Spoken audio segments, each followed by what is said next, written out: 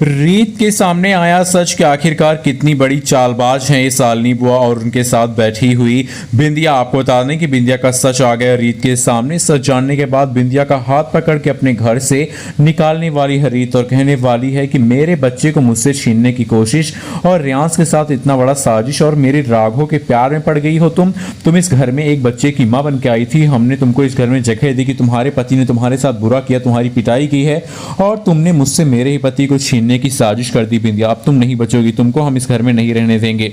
और बिंदिया का हाथ पकड़ते हुए रीत अपने घर से निकालती और कहती तुम इस घर में रहने लायक नहीं हो, मैं तुमको इस घर से निकाल कर रहूंगी। दोस्तों अब यहाँ पर बीच में राघव मिलता है। राघव कहता है बिंदिया को तुम हाथ पकड़ के क्यों निकाल रही हो रीत, ये रियांश की माँ है। वो कहती है ये रियांश की माँ है लेकिन ये मेरे और आपके बीच में आने की साजिश करने वाली है। ये शालिनी जी से बात कर रही थी कि इसको आपसे प्यार हो गया है और ये आपसे लव शव कर बैठी है और इसके लव को आज मैं निकाल कर रहूंगी। दोस्तों अब यहाँ पर बहुत बड़ी चाल चल रही है भाई, कोई और नहीं बिंदिया। और बिंदिया शालिनी के साथ मिलकर यहाँ पर भाई राघव के प्यार में पड़ चुकी है और वो कह भी रही होती है कि मुझे तो राघव चाहिए, मैं राघव के बिना और कुछ नहीं कर पाऊंगी और मुझे राघव चाहिए, आप बाकी सब कुछ ले लीजिए।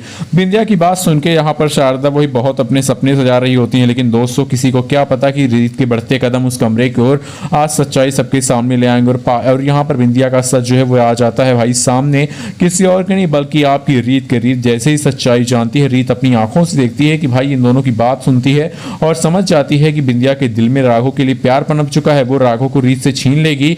और इसीलिए रीत यहाँ पर बिंदिया को आखिरी बार चेतावनी देते हुए कहती है कि मैं आपको इस घर से हाथ पकड़ के निकाल दूंगी अगर आपने फिर से मेरे राघव के प्यार में पड़ने की कोशिश की। ये आपकी कैसी आदत है, आपका पति अभी जिंदा है और आप अपने पति के होते हुए किसी दूसरे औरत के पति को छीनने की कोशिश कर रही हैं। और साथ में बैठी शालिनी वो से कहती शालिनी जी आप ये क्या कर रही हैं, आपके सामने ऐसी सी बातें कर रही हो और आप इसको समझा भी नहीं रही हैं। एक तरफ तो आप कहती हैं कि हम दोनों बहुत ही अच्छे लवर हैं लेकिन दूसरी तरफ आप मेरे ही पति के साथ बिंदिया का चक्कर चलवाने के भी जी हैं।